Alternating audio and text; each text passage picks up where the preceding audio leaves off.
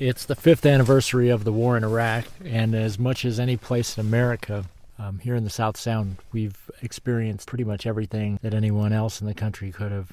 There are folks here who've been against it from the beginning. There are folks who, from the beginning and still, are foursquare behind it.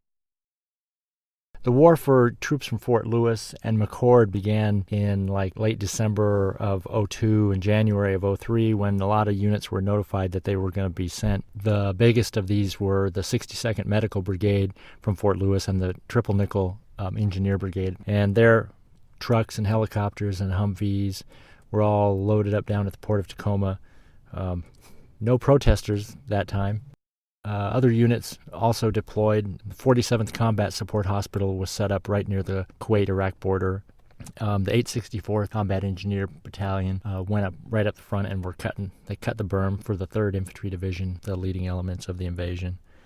And 40th Transportation Company hauled gas all over the country right at the beginning to keep all the tanks and trucks and Bradleys fueled up. Colonel Bob Allardyce, the wing commander from McChord, led the mission to drop the paratroopers into northern Iraq and open up the second front. They landed in an airfield near Erbil. Most of those early units convoyed all the way to the north of the country, so the Triple Nickel went up to Tikrit, and the 62nd Medical Brigade wound up all the way up in Mosul.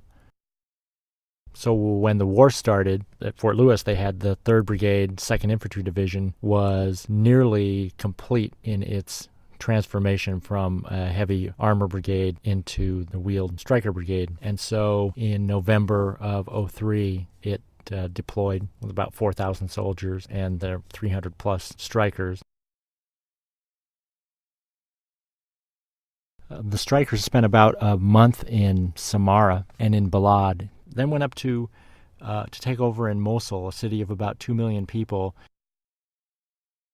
While the strikers were in Iraq, the 81st Brigade combat team from the Washington National Guard got the news on very short notice that they also were going to be called up and sent to Iraq. It turned out to be the largest mobilization of National Guard troops in Washington since the Second World War. Those first strikers spent the better part of their year in Mosul and then were replaced by their comrades from Fort Lewis, the 1st Brigade, 25th Infantry Division. They went to Mosul and fell in on the 3rd Brigade's vehicles and took over in September and October. That transition happened at a time when the insurgency was really intensifying in northern Iraq.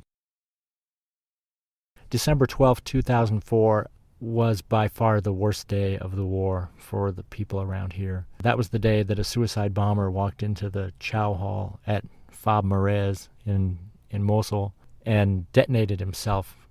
22 people were killed, 6 of them from Fort Lewis. And it came as such a shock because this attack occurred in the middle of a heavily guarded, supposedly secure military installation. It was very difficult for a lot of people to take.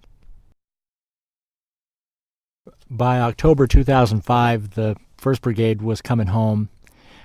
Meantime, several other units at Fort Lewis were on their way back to Iraq for a second tour. In the spring and early summer of 2006, the 3rd Brigade, 2nd Infantry Division got ready for its return engagement to Iraq.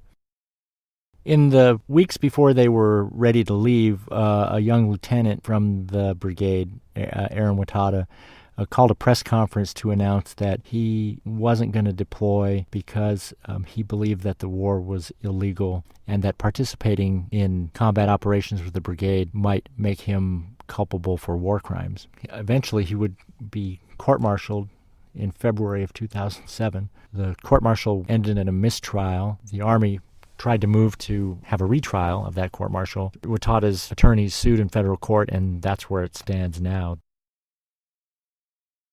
As for the 3rd Brigade, they started out in Mosul again, familiar territory, and so much of it seemed the same as it was before until late 2006 when U.S. military commanders in Iraq came upon a new strategy that would be to surge as many U.S. units into Baghdad as they could muster because they believed that Baghdad was the center of gravity in Iraq. And so they sent the bulk of 3rd Brigade down from Mosul into Baghdad, where for the next several months, units from 3rd Brigade would work in some of the toughest neighborhoods in the capital. In March of 2007, the 5th Battalion, 20th Infantry Regiment was assigned to go up into Diyala province, which is where all the insurgents from Baghdad ran after the initial push of the surge.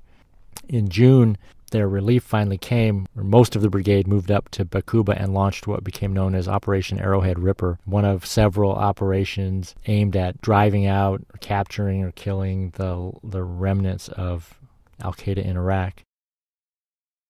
When 3rd Brigade got home, they were the first brigade in the Army to undergo 100% screening for mild traumatic brain injury, which had been identified by then in the media and among the healthcare people as the signature wound of the Iraq War. Over the next few months, almost all the units from Fort Lewis that are deployed to Iraq now will come home. So the post will go into the summer and fall of this year with a full house. In fact, that's what they're focusing on now, is what do they do now that they're going to have everybody home. There'll be competition for everything from training resources to parking spaces. In the meantime, it's not the same story for the Washington National Guard, where their 81st Brigade combat team is in the midst of planning and training for their return to Iraq.